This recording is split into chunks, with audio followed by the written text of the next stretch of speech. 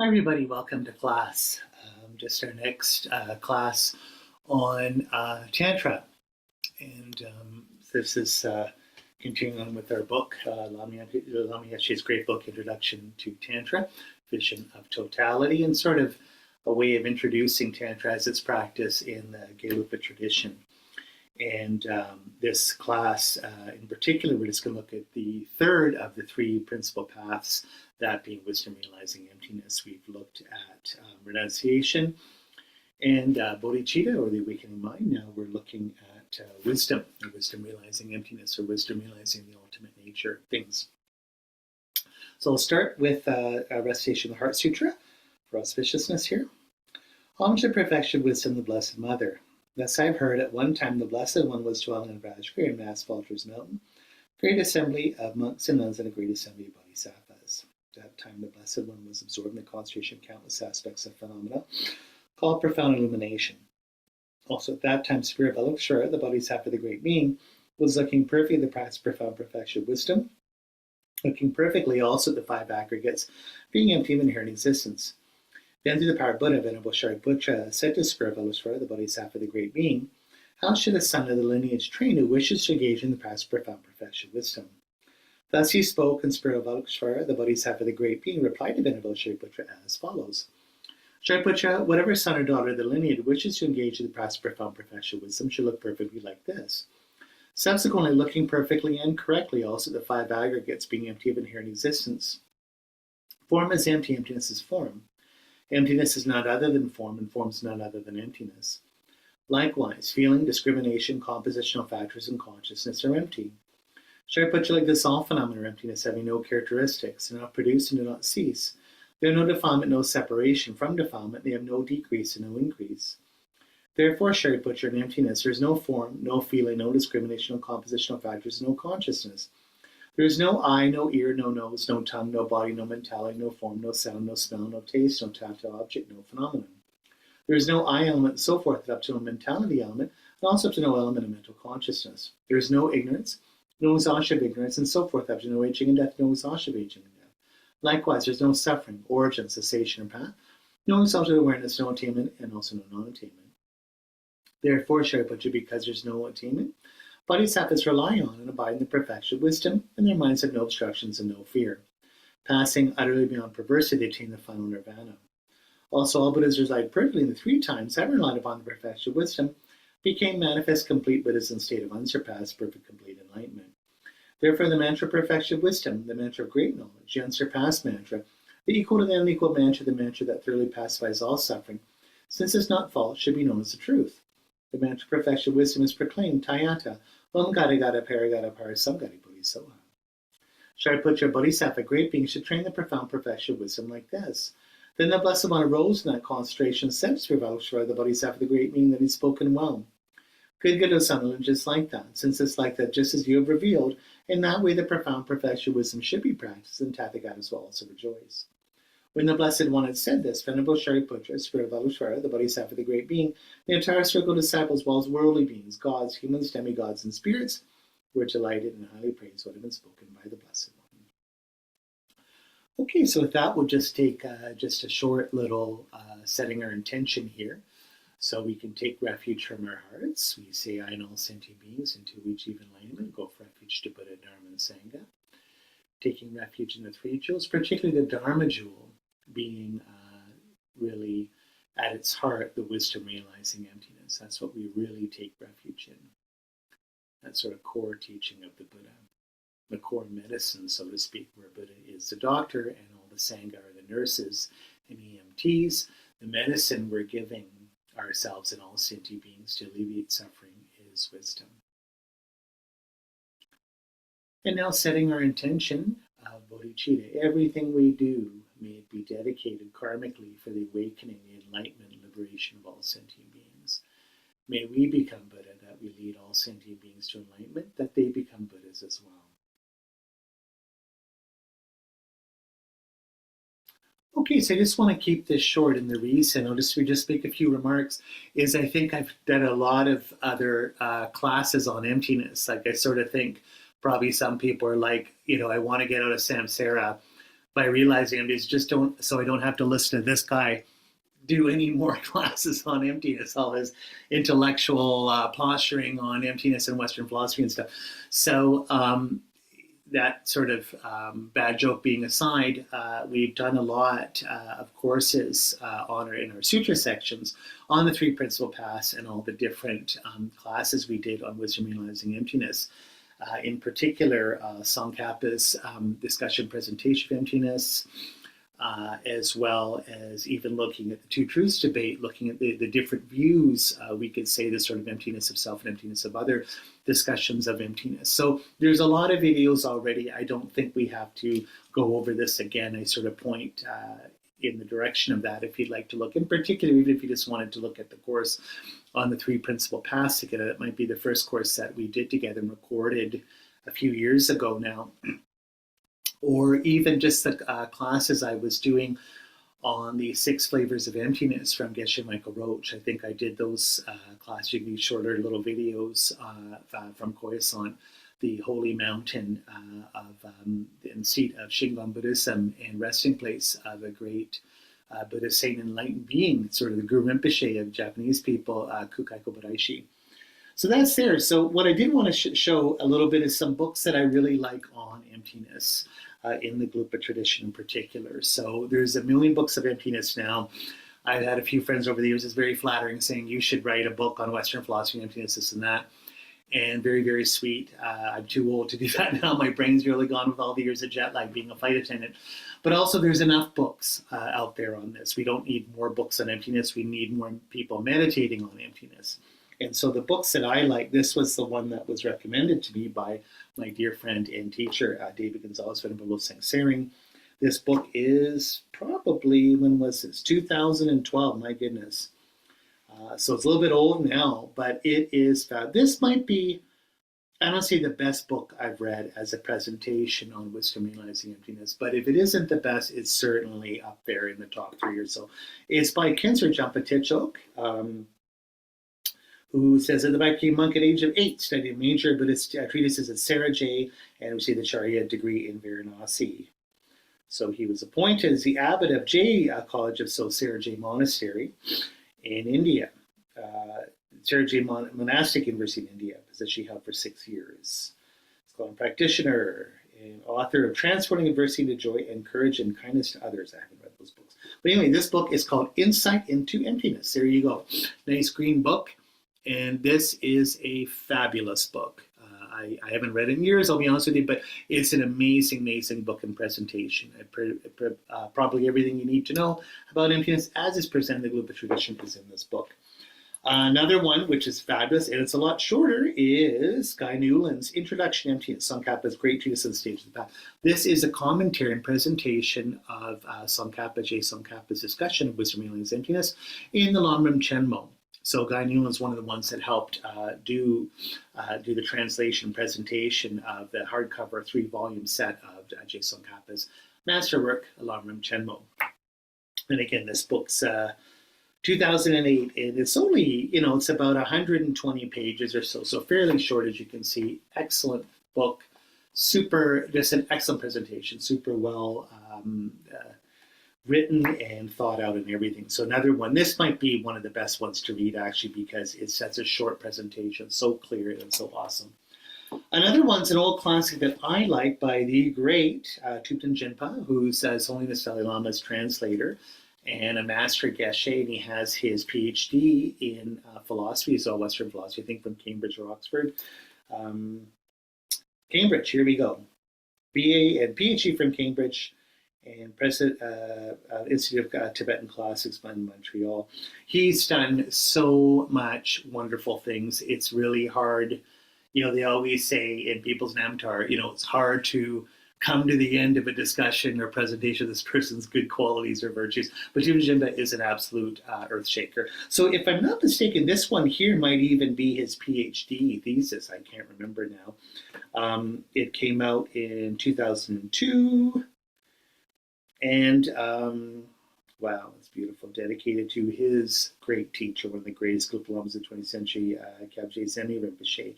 And Thupten Jinpa was one of his main students. It goes to show the power of Zen Rinpoche's realization going into Thupten and to serve His Holiness as is translated to all amazing things. This is called Self, Reality, and Reason in Tibetan Philosophy, Tsongkhapa's Quest for the Middle Way. This is another fabulous book, a little bit more academic, but again, just goes into all the amazing layers of this discussion. It's absolutely fantastic. And then the last one is Geshe Rabin, one of the greatest Gelugpa Lamas of the 20th century. I love this book. I don't know how easy it is to get anymore. It's 1989, Wisdom Publications. Anyway, Gongsa Rinpoche published it. Geshe Rabin, so here he is, one of the great Geshes and yogis of the 20th century, the Gelugpa tradition. I love this one where it's him and his Holiness Kyabje Trijang Rinpoche together at Trijang Rinpoche's place there. You can see Trijang Rinpoche on the bed and Geshe Rabin asking questions on the ground there. So this is called Song of Profound View. I mean, it sounds like something from, Jamin Kensei Wangpo or some remake guy, right, 19th century. So they all had these kind of Dzogchen dohas, right? Song of Profound View. So this is beautiful, and I like it. He's got like the little peacock on the cover and everything. And it's basically like a poem that he wrote when he was in retreat, and I really realized emptiness. And so it's a poem in his commentary. It was a personal thing he wrote for His Holiness the Dalai Lama. And the Dalai Lama liked it so much he published it, and then it became this book. But it's very blessed, very simple. I mean, just a poem on emptiness. But it's really, really beautiful. So I would recommend any of those books, or all of them for that matter. So I just wanted to, that's about it. I mean, I just want to make a few remarks here from the chapter Dissolving Self-Created Limitations, Burden of Mistaken Views, and then Cultivating the Middle Way, where Lama Yeshe says, which I really like. I know I'm just saying a few things. Because again, if you want more details, just again look at the other videos or do your own reading. Go on YouTube, listen to commentaries by this stuff by great lamas who are way better teachers than me. But what I like what he said, obviously, is our false views give us all the suffering. We need these freedom from false views. Wisdom realized emptiness gives us that freedom. But what I like is he says, realizing the correct view of emptiness is not mysterious. It's available anywhere, everywhere, at all times. It's in all phenomena, and it's the nature of our mind. Okay, we have to move layers of our own projections, obscuring the pure vision reality. The fault is ours, and the solution is ours as well. So, and he says it's really... So that's one thing I like. So, like, I know when you're studying Mahamudra, they always say, Jason Kappa says this, and I think First Panchen Lama, Losung Chuk Yeltsin says this in his Mahamudra text. You can basically start with one of two ways. One, in the three higher trainings, we have moral discipline, then we have concentration, and then we have wisdom realizing emptiness. This is what allows us to escape samsara and realize nirvana, right?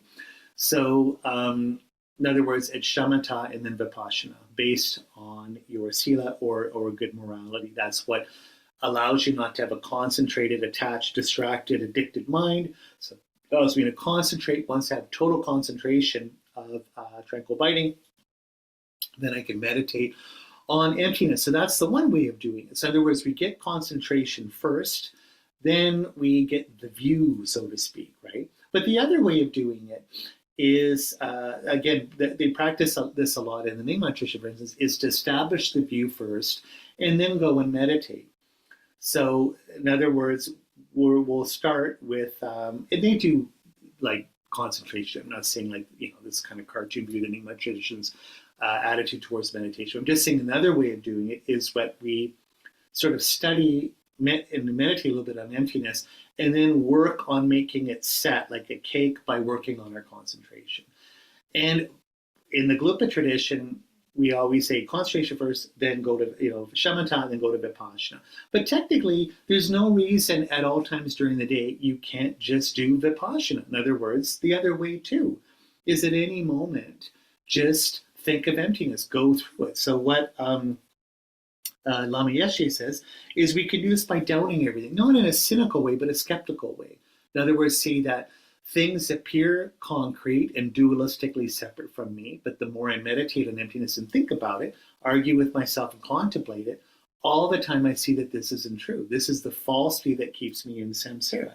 So he says, be suspicious like a buyer in a market. And I like that attitude. And I know it was, Geshe Wangyal is a great Bon Lama. I think he was down in California. I love I've got a whole bunch of his books. He's a fabulous teacher. We used to write Buddha Dharma magazine a lot. I don't know if he still does. He's very, very good.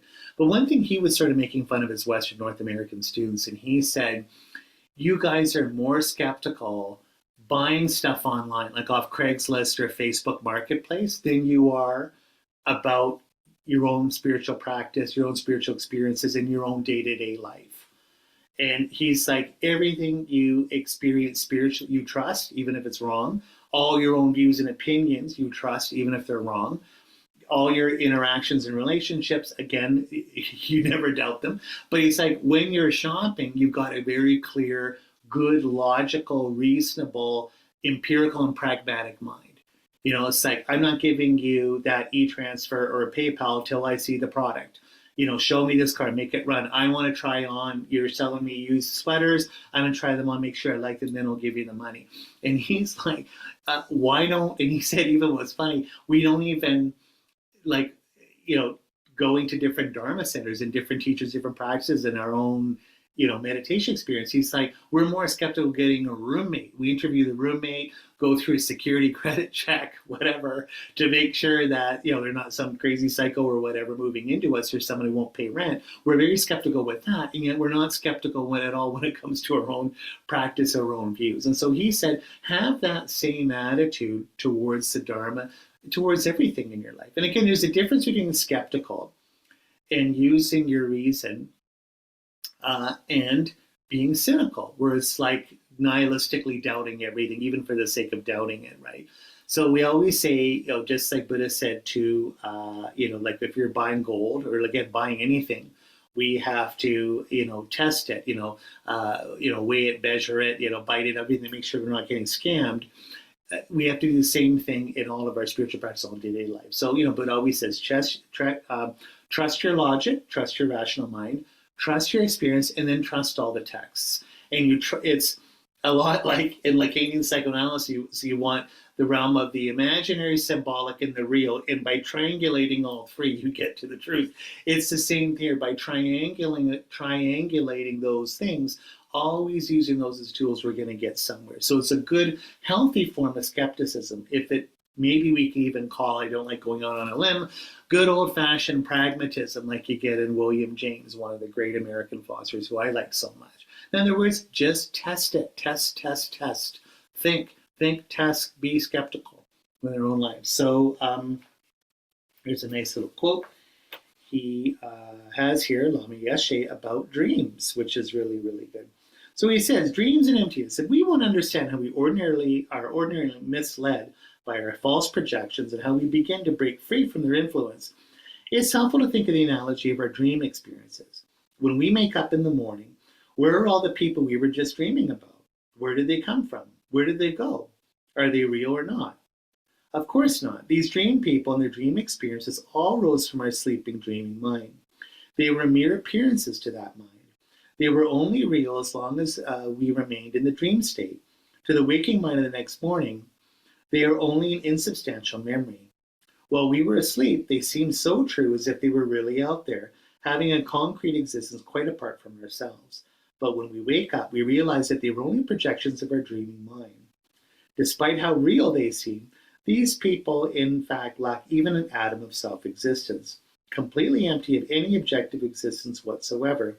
They were only the hallucination of our dream experience. In a very similar way, everything we experience while we are awake, including our strong sense of self, is also empty of true existence.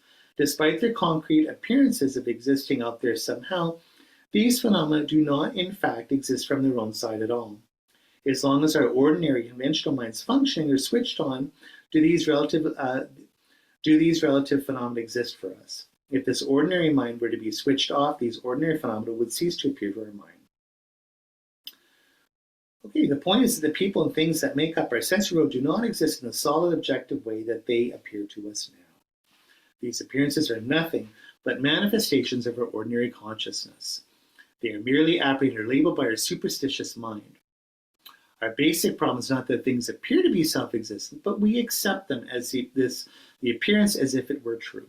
So he has the last section here on cultivating the middle ways. Of course, we studied all the texts, great philosophy of what we call second Buddha, great saint, philosopher, yogi, and absolutely one of the greatest Buddhists ever to live, Arya Nagarjuna, for the middle way. In other words, it's not that things don't exist at all. It's not that they truly exist. It's right in the middle. We can insist that they exist virtually or in the middle way, in the sense that they do exist. They are appearances. They are labeled by the mind, but they're not concrete. I always use Marcel Proust, my favorite author's definition of what the virtual is, right? Or what phenomena is, you could say, right? His whole wonderful novel is about looking at experiences and memory and signs, and how these are created, and that life itself is created like a book, the book he's writing, right? That's the whole point of that novel. But he says the virtual, he says real but not concrete, ideal but not abstract. So in other words, real but not concrete, and then ideal in the sense dependent on the mind, but not an intellectualism, right? Not something abstract just in me, it's projected. So that's a good way of understanding the middle way. And we can see, if you even just these little tests of Vipassana throughout your life, again, using a little bit of Geshe Michael's 6 flavors of emptiness that we've talked about before. You know, at a course level, always be skeptical because everything changes, ourselves, everything. Nothing is not included in that set, so to speak. Everything is impermanent, everything is always changing. So how real is it? Then again, things appear dualistically, but we know that mind is intentional. In other words, mind, what they call is object possessor, always has an object. So in other words, nothing's concrete and separate from us. It's always related to us. Hence, I'm responsible for it, right? I have something to do with it, right? It's coming from me. It's more the mind-only school, right? And, you know, we can look at the lower school of Matthew Meek in the sense that we can say that, hey, it's 50% the world, 50% us. Our attitude counts for something. In other words, we're actively co-creating the world. And then the deepest level is that all of this is just a projection of our labeling, like the Prasangika way, that we have to think that how we think and talk about things linguistically, through signs, through metaphors, through symbols, that creates reality. That is reality, both our reality and the world's reality. Why is that important? It's creative. In other words, things don't have to be the way they are. We suffer because it's always we think things have to happen the way they're happening to us, or things are the way they are. But again, if everything's changing, if everything's connected to the mind, and then ultimately it's everything is how it's labeled, how we think conceptually, how we talk about things, how we grammatically project, so how we logically project everything. If that's the case, it doesn't have to be this way. So that's when we talk about Tantra as continuity, we mean that the continuity of mind, the continuity of labeling, the continuity of meaning, the continuity of symbols, all these things are what takes us from samsara to enlightenment. It's all one thing, one creative act. And that's amazing. That's real freedom, real liberation. Okay, so that's, what can I say? There's so much more to talk about with that, but we have to, we'll just leave it there. And again, just point you in the direction of your future studying and homework on wisdom realizing emptiness. But Tantra is a meditation emptiness. Tantra is wisdom realizing emptiness. Tantra as a practice produces the experience of emptiness, and Tantra as a practice is dependent upon emptiness to work. So we have to understand how all of this works. Okay, let's dedicate this by blessings of all the Buddhas, all of our teachers, the truth of karma, the power of our pure bodhicitta motivation. May all of our Dharma wishes be fulfilled. and may we realize emptiness directly, that we liberate ourselves and liberate all others. Okay, see you next time.